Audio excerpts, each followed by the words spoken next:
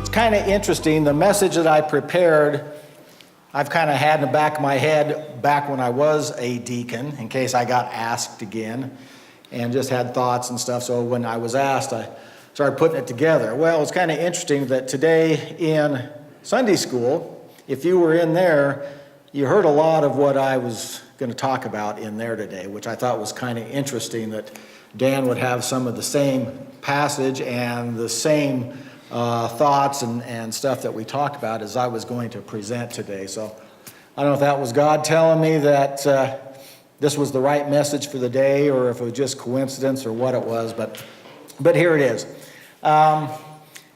Pastor Warren and today Dan, and a lot of times during sermons and Sunday school and such, we talk about loving our neighbor. And we talk about our love for God and loving God. And the message today is about what's that look like? I mean, we hear it all the time. We're supposed to love our neighbor as ourselves. We're supposed to love God with our heart, mind, and soul. Okay. How do you do that? What's that look like? So that's what I wanted to kind of talk about today. So we'll start out just with a couple of verses here. And if you were in Sunday school, you heard this one this morning. Matthew 22, 37 to 39. Jesus replied, "You must love the Lord your God with all your heart, all your soul, and all your mind. This is the first and the greatest commandment. A second is equally important. Love your neighbor as yourself, and the entire law and the demands of the prophets are based on these two commandments." So that pretty well spells out what our mission should be here in this life, is to love others and to love God. John 13:34 says, "So now I am giving you a new commandment. Love each other, just as I have loved you. You should love each other. Your love for one another will prove to the world that you are my disciples." So there again, Jesus is telling his followers that they should be loving each other. Paul in Romans chapter 9 says, "Don't just pretend to love others, really love them. Love each other with genuine affection and take delight in honoring each other." This thought came up in Sunday school this morning. I think it was from Kelly. Love each other with genuine affection. Take delight in honoring each other. Sometimes it's just really hard to do that. There are those people out there that are hard to love. You might be able to love them, but sometimes you just don't like them. And then probably the greatest verse in the Bible regarding love, John 3:16. "God so loved the world that he gave his one and only Son, so that everyone who believes in him will not perish but have eternal life." So we can see that the theme throughout the Bible, whether it's in these 4 verses, there's probably 100 more, talk about love. Our love for each other, our love for others, and our love for God. And before I get into this, I want to tell you a little story that I found that kind of shows maybe how we go about loving others. And you've probably heard this before. One morning a man was walking along a beach, and it was littered with starfish as far as he could see. And they'd washed ashore during the high tide. And in the distance he saw a small boy kind of coming towards him, and he'd reach down and he'd pick up a starfish and he'd chuck it out into the surf. And then he'd walk along a little further and he'd pick another one up and he'd chuck it into the surf. And the old man was watching him, and pretty soon the boy got up to him and he says, "Well, son, what are you doing?" He says, "Well, sir," he says, "the tide is going out, the day is heating up, and if these starfish don't get back out into the water, they'll die." The man looked at him and said, well, son," he says, that's a pretty noble thing for you to do, but there's miles and miles of beach here, and there's hundreds and hundreds of starfish. You can't possibly really think you can make a difference." And the boy stood there very silently and politely, and then kind of nodded his head, and he reached down, he sees a starfish, and he picks it up, and he throws it back out into the surf, and he says, "Well, I made a difference for that one." And I think that's the way we love others, one person at a time, trying to make a difference in their life. And, you know, if we do it in a group setting, that's fine, but more times than not, we're probably going to find that we're going to find that person to love and to help out one person at a time and try to make that difference. Another thing that was mentioned today in Sunday school, I thought, and we've all heard this before too, when we talk about discipleship, is we can plant, we can cultivate, or we can be part of the harvest. Well, I think there's a fourth one there too, and that's one maybe we get caught into a lot of the time, and we don't really think that we're making any difference at all. And maybe we're the person that's just plowing the dirt. We're setting the stage. We're plowing the dirt, getting ready for somebody to plant, somebody to cultivate, and somebody else to harvest. We may never see the results of our efforts in our lifetime. But not to say that they don't happen at a future date. I know Dan mentioned something when we were talking this morning. It might take 20 or 30 years for somebody to come around, and we may not be around when they do reach that stage. But that's not to mean that we weren't instrumental in their walk. So what does loving our neighbors and God look like? Well, it starts with one word. It's called intimacy. And that's defined as a close, familiar, and usually affectionate or loving personal relationship with another person. I'll say that again. A close, familiar, usually affectionate, not always, or loving personal relationship with another person. Intimacy is shared experience. God uses our relationships with other people to teach us how to love Him. That came up today too. I think Ken brought up, are we supposed to love others first, then love God first, and learn how to love others? I think they work hand in hand. The more we pursue intimacy in our relationships, the more we see and understand God's incredible love for us. Every time we connect with someone in a shared experience, we have the potential to build intimacy with that person or show our love for our neighbor. And it's not built on a large, grand, elaborate gesture, but I think this is key, and this goes back to the little boy throwing starfish. It depends on 1,000 tiny, everyday moments of interaction with someone. So it's not a one-time deal where you come upon somebody, you help them out, and you've made the difference. It's over and over. There's only two things needed to build intimacy with someone, or to show our love for them. They are our time and our presence.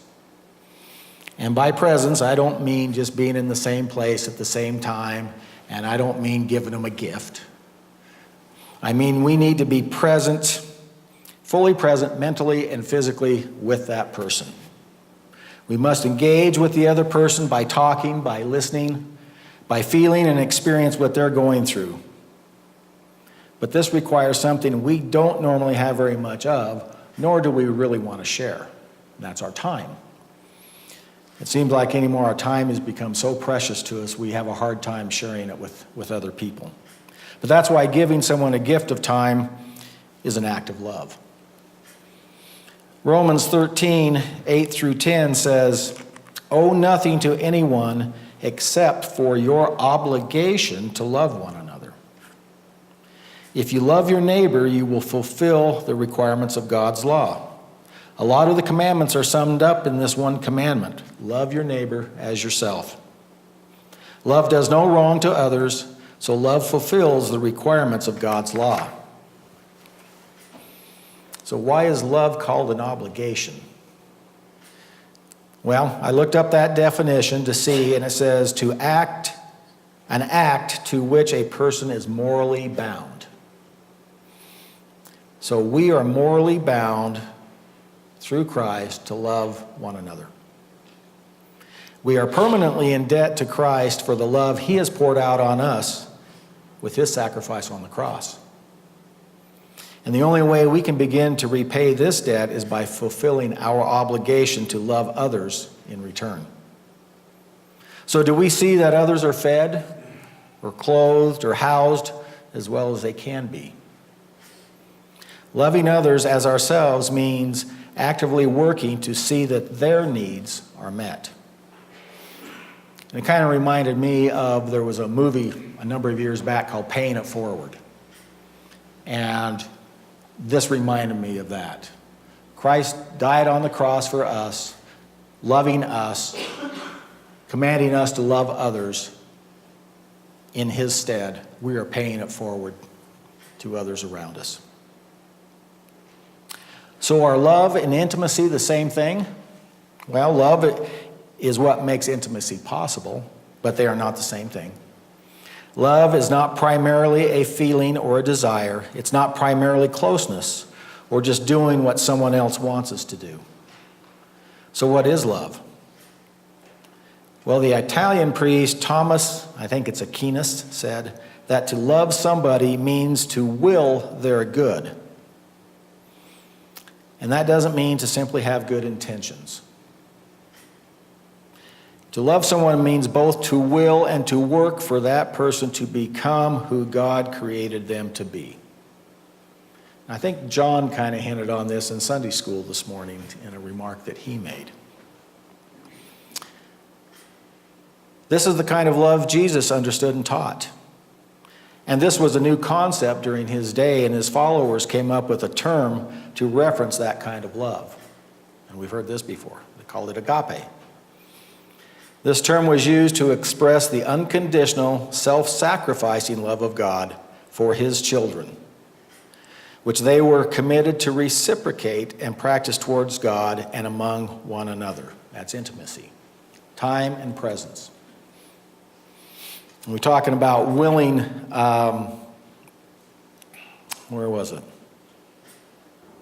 To will someone else's good, not having good intentions. It's kind of like when you come up to somebody that you know is struggling, having a problem, or whatever, and say, man, I really feel for you. I hope things work out for you. Let me know if I can do anything, and we're out of there. Pretty hollow for the most part when we say that. We might have good intentions, but did we actually accomplish anything? Did we do anything for that individual that they can really stand on? As opposed to actually get with them, meet with them, take care of their needs. And as it said, we are committed to reciprocate. Intimacy must be reciprocated. If you remember the parable of the prodigal son, the father in that story never stopped loving his boy. Even when he left, took all his money, and did the things he did, he always loved him. But he could not have an intimate relationship with his son until he came back. And then they had a big celebration, and they were able to continue that relationship. Intimacy, again, is built on ordinary moments when we can lean into another person instead of turning away. And it works the same in friendships, it works the same in marriages, it works with families, and at work. We notice, we help out, we encourage, we give. And we do it again and again and again.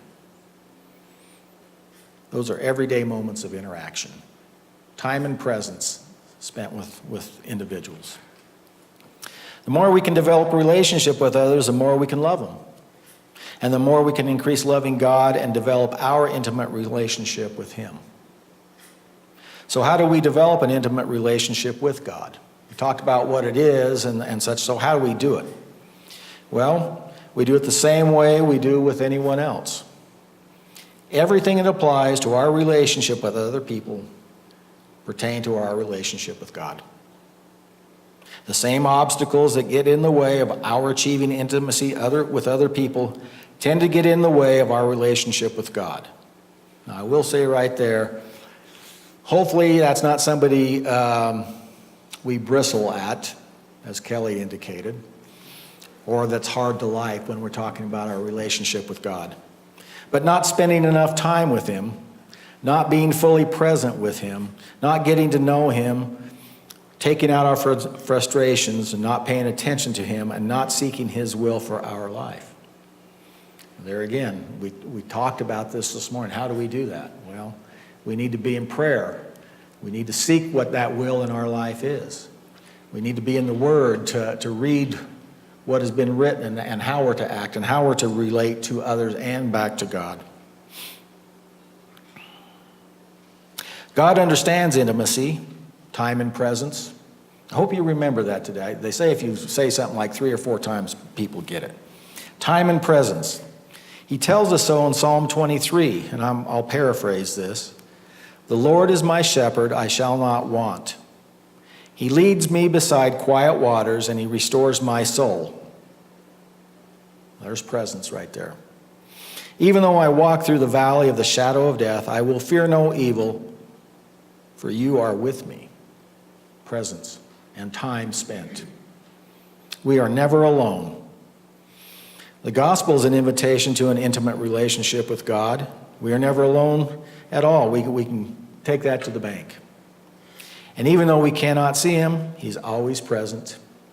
He's always watching, and he's waiting for us to engage with him. And that's one thing we find, that he will never force himself into our lives, but he's always standing waiting for us to reach out to him. So how do we connect with others? Through invitations. Here again, we're not passing things out, but an invitation to a relationship. How do we respond to these relationships?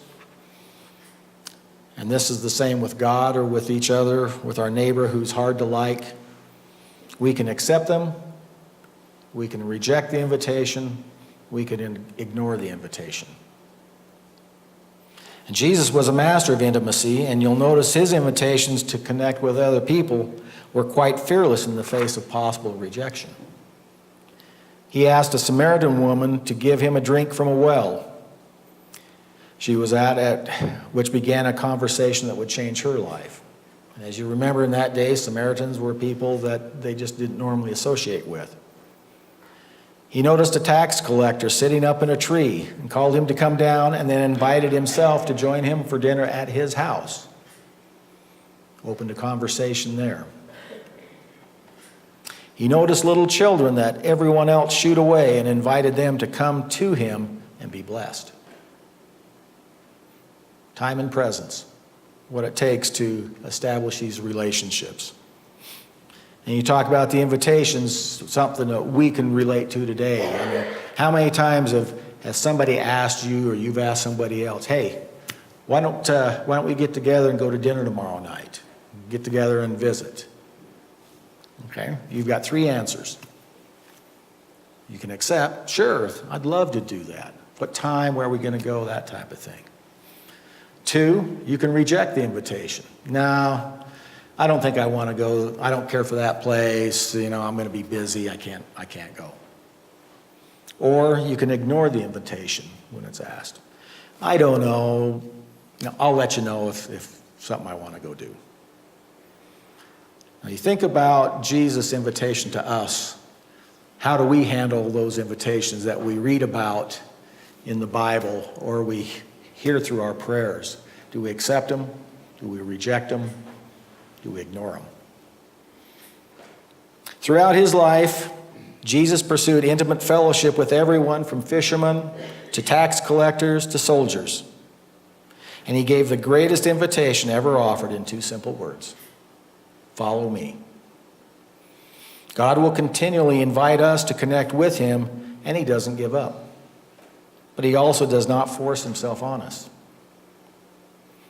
In Revelation 3, verse 20, I love this verse. It says, look, and this is Jesus speaking, I stand at the door and knock. If you hear my voice and open the door, I will come in and we will share a meal together as friends. There's quite an invitation right there. How would we answer that? Accept it, reject it, or just ignore it? The point is, God sends us invitations to connect every day. We can accept them, ignore them, or reject them, and we can learn to grow more skillful in recognizing these invitations to intimacy with God and also how to connect with other people. We can develop a loving relationship with our neighbors Jesus said that seeing a person in need can just be an invitation. Matthew 25, 35 through 40. I'm going to paraphrase some of this also. For I was hungry and you fed me. I was thirsty and you gave me a drink. I was a stranger and you invited me into your home. I was naked and you gave me clothing. I was sick and you cared for me. And I was in prison and you visited me. People in need, and somebody who responded to that need through that invitation and made a difference in their life by loving them. The passage goes on to say, the righteous ones will reply, when did we ever see you sick or in prison and visit you? And the king will say, I tell you the truth. When you did it to one of the least of these, my brothers and sisters, you were doing it unto me. So when we're helping others out, we can see God's face in that and feel like we're helping him as well. The parable talks about the importance of who my neighbor is and the importance of serving where service is needed.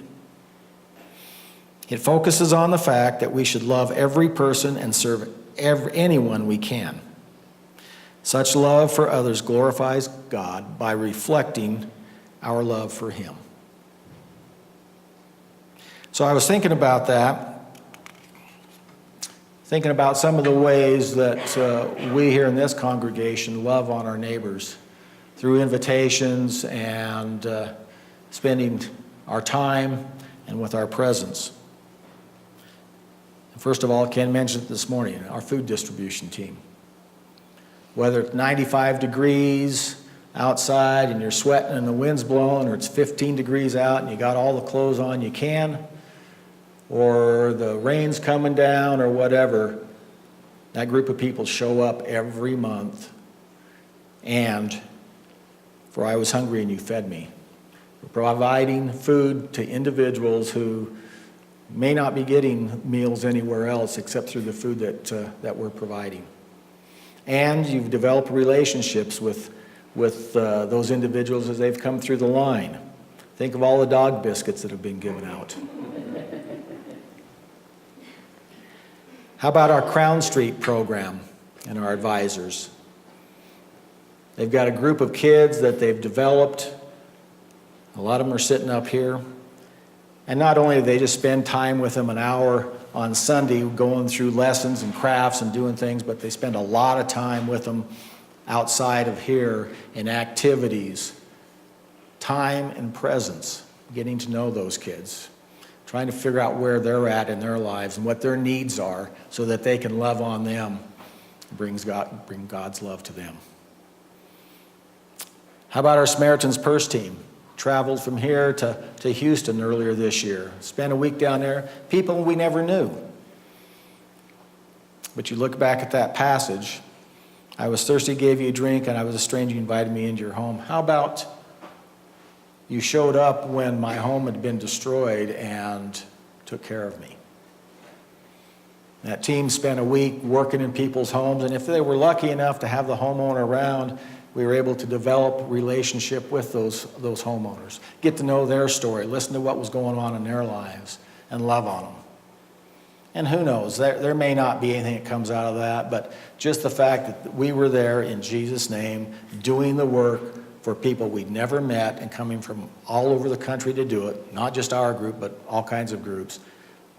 The people that we were working for had to know that Jesus was working in the lives of those folks. Now, whether we were just plowing dirt or we were planting seeds, I don't know, but we were helping in the process. And these are some examples of some group type settings that we're involved in, but I also thought of a couple more individual. We've had at least one of our members, maybe more, that have been involved in ministry in holding Bible studies in retirement homes and old age homes. Getting to know those individuals, taking care of their needs if they can, just listening to them of what's going on in their lives and then sharing the word. Time and presence. Our daughter works for the American Cancer Society as a social worker, and she's kind of changed jobs here recently, but Her job was to go into the cancer ward when patients would come in, and she would meet with them and see what their needs were. Listen to them, listen to their story, and try to help, whether it was gas or lodging or resources on treatment or wigs or whatever. That was the job. Now, she took that a step further because she would develop a relationship with those individuals that she would see time and time again. And so when she would look at the list of who was coming in that week or that day, she made sure that if somebody was there she'd seen a number of times, she went down to check on them. How are you doing? This is not a passing in the hall. How you doing? I hope things are going well. Let me know if I can do anything for you. This was, she sat down in front of them. How you doing? What can I do for you? And then she took it and she would knit lap quilts for them to have while they sat in treatment, because as we've all been in the hospitals before, we know that it can be kind of cold in there. That gave them something, one, hopefully help keep them warm, but something, two, that was a gift from somebody else that showed that they cared. She knitted hats for ladies who had lost their hair. That wasn't really part of the job. That was above the job, but that was showing her love for her neighbor. Now, I'm sure there's many others that go on out here that I don't know about.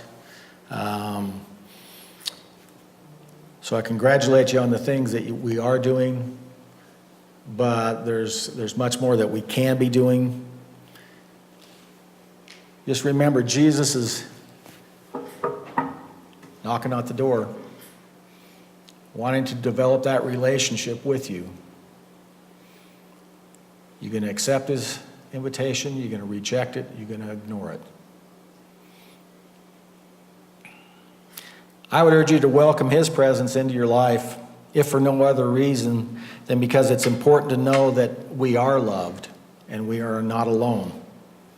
Not alone in the dark as we scamper around in our own little lives, bumping into things here and there, wondering if we're doing anything right. I think we talked about that this morning too, as far as our time and getting stuck in details. But you may never know by doing this if you may be the light and the only light in somebody else's darkness. So I would urge you to reach out and others in love whenever that chance comes about. Try to recognize it.